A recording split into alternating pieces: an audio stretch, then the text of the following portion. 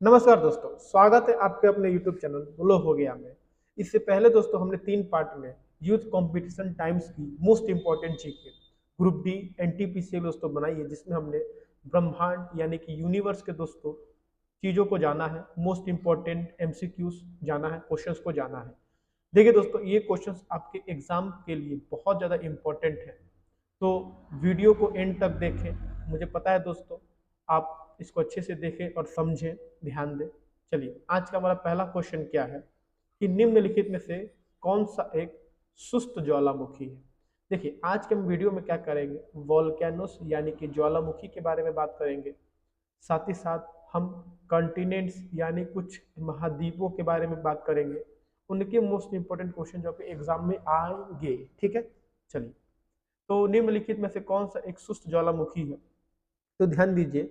Japan में स्थित सुकुराजीमा, Antarctica में स्थित माउंट इरेबस, इटली में इटना, हवाई द्वीप में स्थित मौना लोआ। अब इसमें देखिए कि 4 क्वेश्चन बन जा रहे हैं। अगर क्वेश्चन आ सकता है कि जापान में कौन सा ज्वालामुखी है, तो सुकुराजीमा है। अंटार्कटिका में कौन सा कौन सा आपका वोल्केनो है, माउंट इरेबस है। इटली में कौन सा है, तो इटना है। और हवाई द्वीप में स्थित कौन सा है दोस्तों, माउंट मोना लोआ है। अब इसके बारे में जरा अच्छे से जानेंगे, तो देखिए ध्यान दीजिए। हवाई द्वीप में स्थित मौना लोआ, ठीक है, ज्वालामुखी एक सुस्त ज्वालामुखी है, ऐसे ज्वालामुखी जिसमें कई वर्षों से विस्फोट नहीं हुआ है। अब देखिए, सुस्त ज्वालामुखी किसे कहते हैं, जिसमें कई वर्षों से विस्फोट नहीं हुआ है, उसे क्या कहते हैं, सुस्त ज्वालामुखी कहते हैं। सुस्त ज्वालामुखी के उदाहरण जैसे इटली का विसुवियस, जापान का फ्यूजियामा एवं इंडोनेशिया का कोरोकाटोआ। ये कुछ ऐसे ज्वालामुखी हैं जो किस कैटेगरी में आते हैं, सुस्त ज्वालामुखी की श्रेणी में यानी कैटेगरी में आते हैं। ठीक है, चलिए नेक्स्ट क्वेश्चन। किस सक्रिय ज्वालामुखी को भूमध्य सागर के लाइट हाउस के रूप में जाना जाता है, तो आंसर दोस्तों क्या है आपका, स्ट्रोम्बोली। स्ट्रोम्बोली एक ऐसा ज्वालामुखी है जिसे भूमध्य सागर, कौन सा सागर, भूमध्य सागर का लाइट हाउस माना जाता है। ठीक है, अब ध्यान दीजिए, स्ट्रोम्बोली के बारे में जरा अच्छे से जानेंगे हम लोगों ने। तो देखिए, स्ट्रोम्बोली ज्वालामुखी इटली के सिसिली के उत्तर में लिपारी द्वीप पर स्थित है। इसे भूमध्य सागर का प्रकाश स्तंभ कहते हैं, यानी कि लाइट हाउस कहते हैं।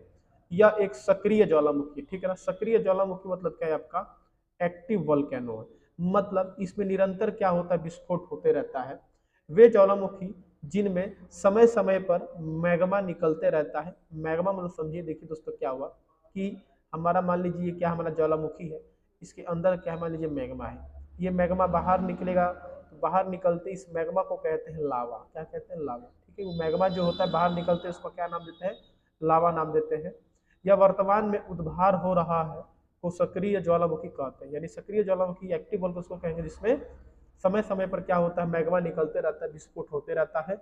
और उसको कहते हैं जिसमें कई वर्षों से आपका विस्फोट नहीं हुआ है। नेक्स्ट क्वेश्चन तरफ चलेंगे।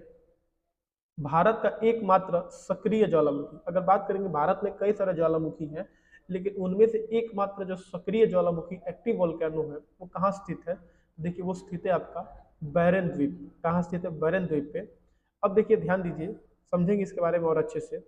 बैरन द्वीप में भारत का एकमात्र सक्रिय ज्वालामुखी है। यह द्वीप लगभग 3 किलोमीटर में फैला हुआ है, ठीक है ना। बैरन द्वीप में भारत का एकमात्र सक्रिय ज्वालामुखी जो कि 3 किलोमीटर में फैला हुआ है। यहाँ एक ज्वालामुखी फरवरी 2017 में फटा था। यह अंडमान निकोबार, ठीक है ना, किस द्वीप समूह में आते हैं दोस्तों, अंडमान निकोबार द्वीप समूह की राजधानी पोर्ट ब्लेयर से लगभग 140 किलोमीटर उत्तर पूर्व में बंगाल की खाड़ी में स्थित है। ठीक है ना, मतलब बैरन द्वीप पे ये ज्वालामुखी स्थित है, जो कि 2017 में इसमें विस्फोट हुआ था। नेक्स्ट क्वेश्चन तरफ चलेंगे।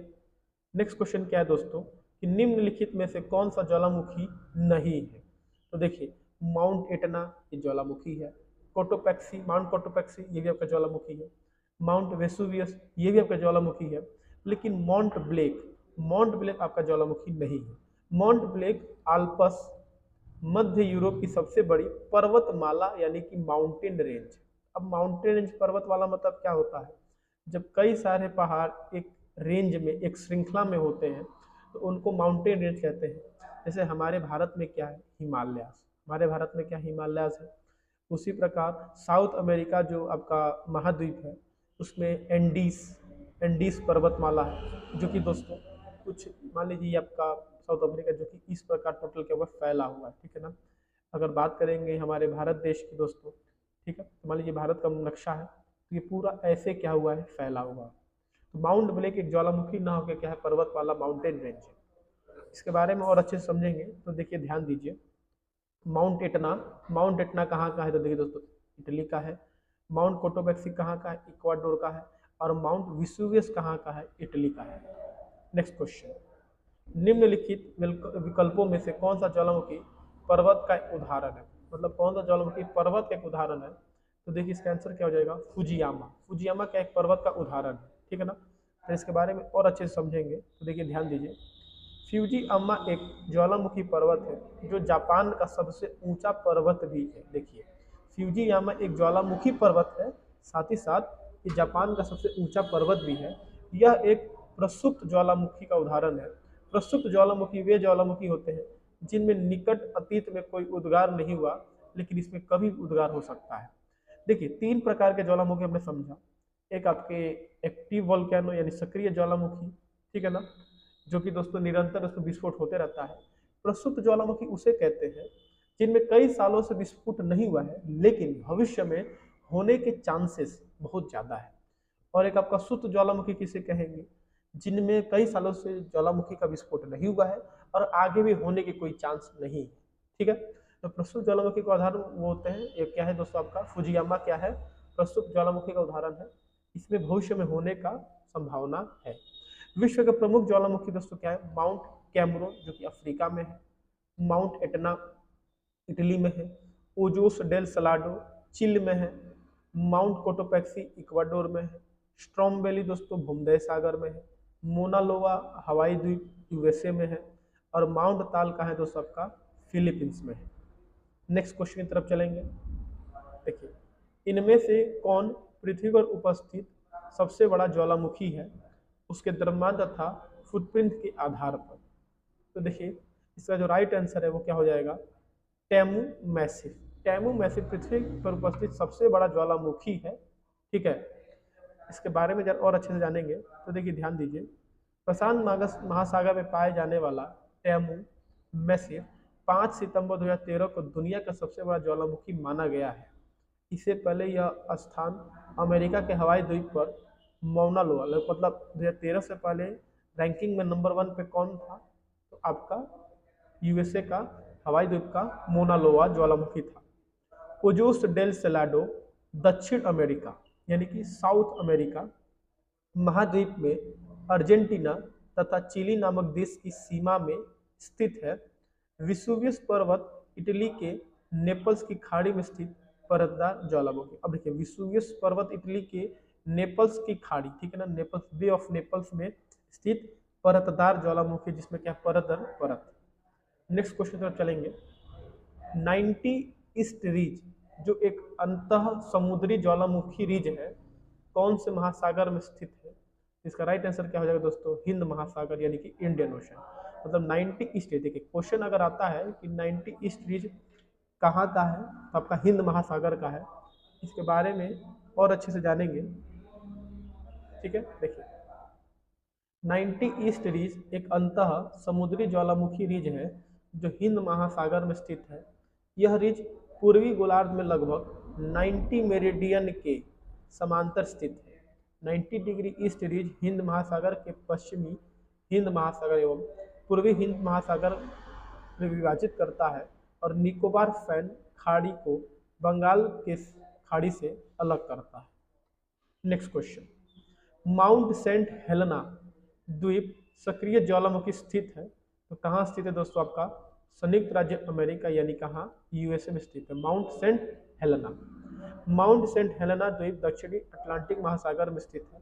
इसी द्वीप पर नेपोलियन को अंग्रेजों ने कैद कर रखा था। यहीं पर 1821 ईस्वी में उसकी मृत्यु हो गई थी। यह एक सक्रिय ज्वालामुखी द्वीप है। वर्तमान में यहाँ करीब 4000 लोग निवास करते हैं। कहाँ, माउंट सेंट हेलेना, जो कि कहाँ है आपका यूएसए का एक सक्रिय ज्वालामुखी है। निम्नलिखित में से कौन सा शब्द समुद्री वातावरण एक ऐसी जलवायु स्थिति को संदर्भित करता है जिसके परिणाम स्वरूप जल निकाय आवंधिक रूप से गर्म होता है।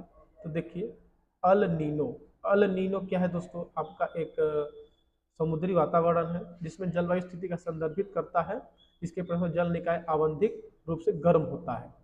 इसके बारे में ध्यान देंगे।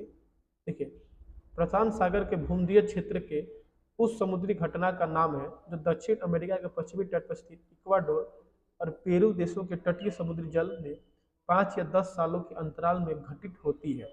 यह समुद्र में होने वाली उथल पुथल है और इससे समुद्र के सतही जल का ताप सामान्य से अधिक हो जाता है।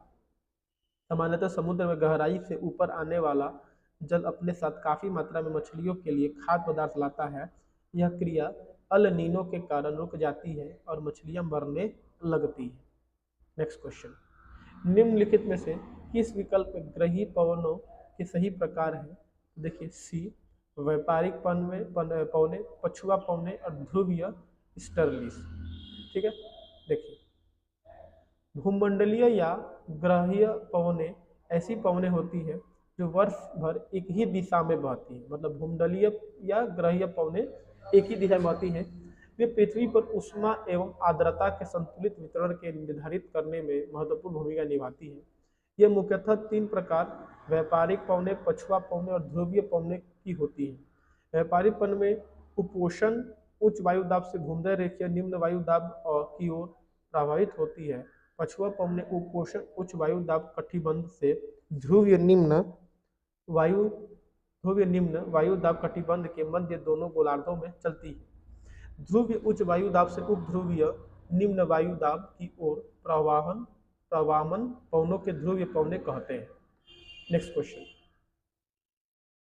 ठीक है, जरा दोस्तों ऊपर हो गया, इसको नीचे करते हैं। हाँ, पृथ्वी की सतह से ऊपर वायुमंडलीय परतों का सही क्रम। अब देखिए एटमॉस्फेयर जो हमारा है, वायुमंडल है, उसके कई सारे लेयर्स यानी परत है। तो देखिए कैसे है, क्षोभ मंडल सबसे पहले, फिर समताप मंडल, मध्य मंडल और ताप मंडल। देखिए इंग्लिश में भी जानेंगे सबको, पहले इसको थोड़ा ऊपर कर लेते हैं। हाँ देखिए, पृथ्वी की सतह से वायुमंडलीय परतों का सही क्रम क्या है? देखिए क्षोभ मंडल जिसको ट्रोपोस्फियर कहते हैं, समताप मंडल जिसको स्ट्रेटोस्फियर कहते हैं, मध्य मंडल यानी मेसोस्फियर, ताप मंडल मतलब थर्मोस्फियर है। क्षोभ मंडल यह वायुमंडल की सबसे निचली परत है। इस मंडल की मुख्य वायुमंडलीय घटनाएं हैं आंधी, तूफान, बादलों की गरज, बिजली कड़क आदि। नेक्स्ट क्वेश्चन, पृथ्वी की सतह की निकटतम वायुमंडल की परत कौन सी है? तो डी क्षोभ मंडल। मतलब पृथ्वी की पृथ्वी देखिए पृथ्वी है, उसके करीब सबसे बड़ा सबसे करीब जो लेयर है परत, उसको क्या कहेंगे? क्षोभ मंडल कहेंगे। ठीक है ना। क्षोभ मंडल वायुमंडल सबसे निचली परत है। इसकी ऊंचाई सतह से लगभग 18 किलोमीटर है तथा ध्रुवों के निकट यह 8 किलोमीटर विषुवत वृत्त पर यह 18 किलोमीटर की ऊंचाई पर विस्तृत है। इस भाग में धूल कण तथा जलवाष्प मौजूद होते हैं। इस मंडल में प्रत्येक 165 मीटर की ऊंचाई पर तापमान 1 डिग्री सेल्सियस घटता है तथा मौसम परिवर्तन इसी मंडल में होता है, क्षोभ मंडल में। नेक्स्ट क्वेश्चन, हवा के दबाव को आप क्या कहेंगे? तो देखिए हवा के दबाव को कहा जाएगा वायुमंडलीय दबाव यानी कि एटमॉस्फेरिक प्रेशर। ठीक है ना, इंग्लिश में क्या कहेंगे? एटमॉस्फेरिक प्रेशर कहेंगे।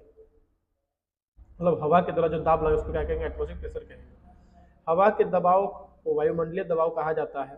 धरातल के प्रति इकाई क्षेत्र में वायु जो भार डालती है उससे वायुमंडलीय दबाव दाब कहते हैं। इससे बैरोमीटर, अब देखिए एटमॉस्फेरिक प्रेशर को किससे नापते हैं? बैरोमीटर से मापा जाता है। वायुमंडलीय दाब की ऐसा इकाई क्या होती है? बार होती है। अब देखिए एक बार में कितने पास्कल होते हैं? 10 का पावर 5 पास्कल होते हैं। मोस्ट इंपॉर्टेंट याद रखना है। नेक्स्ट क्वेश्चन, डैश में ओजोन की उपस्थिति सूरज की हानिकारक पर्यावैगनी विकिरणों की पृथ्वी की सतह तक पहुंचने में रोकती है। तो कौन रोकता है दोस्तों? आपका स्ट्रेटोस्फीयर। कौन रोकता है? स्ट्रेटोस्फीयर रखता है। स्ट्रेटोस्फीयर भाई हमारा क्या होता है? ओजोन का परत होता है, लेयर होता है, जो कि आने से यूवी रे, जैसे सूर्य होता है, सूर्य से बहुत खतरनाक रेज निकलती है, उन रेस को कहते हैं यूवी रेस यानी पराबैंगनी, इंग्लिश में कहेंगे अल्ट्रा वायलेट कहेंगे इंग्लिश में। ठीक है ना। इन रेस से, इन किरणों से हमें बहुत ज़्यादा क्षति पहुंच सकती है जो कि हमारे लिए बहुत ज़्यादा हानिकारक होती है। तो ये किस कहाँ कौन सी परत में बचाती है, तो देखिए ओजोन परत बचाती है, जो कि कहाँ है आपका स्ट्रेटोस्फीयर पे मौजूद है, यानी कि समताप मंडल पे, ठीक है ना। आंसर क्या होगा, समताप मंडल में ओजोन की उपस्थिति सूरज से निकलने वाली हानिकारक पैराबैंगनी किरणों के पृथ्वी पर आने से रोकती है। ओजोन परत पृथ्वी की वायुमंडल की एक परत है जिसमें ओजोन गैस की सघनता अपेक्षाकृत अधिक होती है। अब देखिए ओजोन गैस का फॉर्मूला, ओजोन का फॉर्मूला क्या होता है, O3 होता है क्या दोस्तों, जब ऑक्सीजन पृथ्वी से निकलकर जब कहाँ जाता है, आपका समताप मंडल पे जाता है, तो वहाँ पे ऑक्सीजन क्या होता है, एक ऑक्सीजन का एक मॉलिक्यूल दो अलग अलग एटम्स में टूट जाता है, और जैसे ही टूटता है तो दूसरा ऑक्सीजन इसको क्या कर लेता है, जोड़ लेता है, तो O2 व O मिल के क्या बन जाते हैं दोस्तों, आपका O3 बन जाते हैं, जो कि ओजोन। अब याद रखिएगा कि ओजोन जो गैस है ये बहुत ही हमारे लिए विषैला गैस है, हानिकारक है, लेकिन जब ये धरती के ऊपर जब परत के रूप में हमारे लिए क्या करता है, हमारे लिए बहुत दोस्तों मेहनत का काम करता है और हमें बहुत हानिकारक बीमारियों से बचाता है।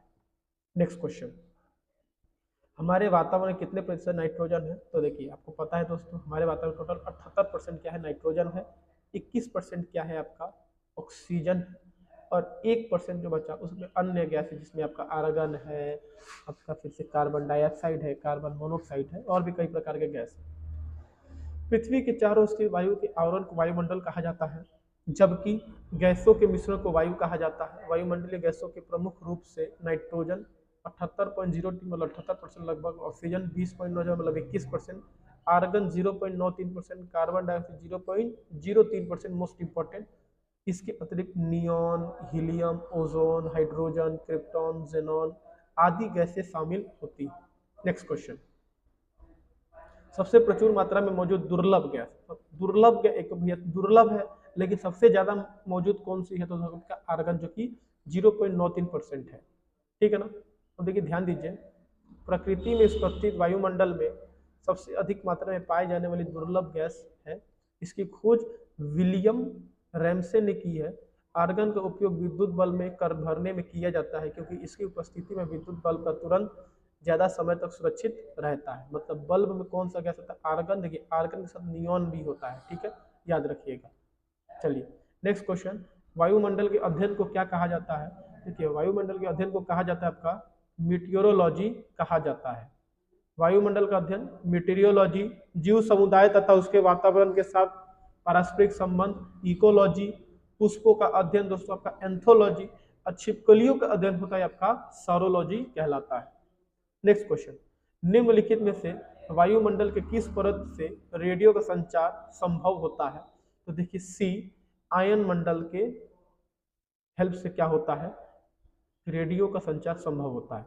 रेडियो का संचार वायुमंडल के आयन मंडल परत से संभव होता है, क्योंकि आयन मंडल अनेक आयनित कणों से मिलकर बना होता है, जिसमें प्रकाश संकेत का परावर्तन संभव होता है, जिससे प्रकाश संकेत या ध्वनि संकेतों को पुनः प्राप्त करके रेडियो द्वारा प्रसारण किया जाता है। वीडियो अच्छा लगा हो तो लाइक करें, नए हैं तो दोस्तों चैनल को सब्सक्राइब करें। ऐसी वीडियोस आती रहेंगी, आप बस सब्सक्राइब कीजिए और लाइक कीजिए और शेयर करना ना भूलें। मिलते हैं अपने अगले वीडियो में, तब तक के लिए जय हिंद जय भारत।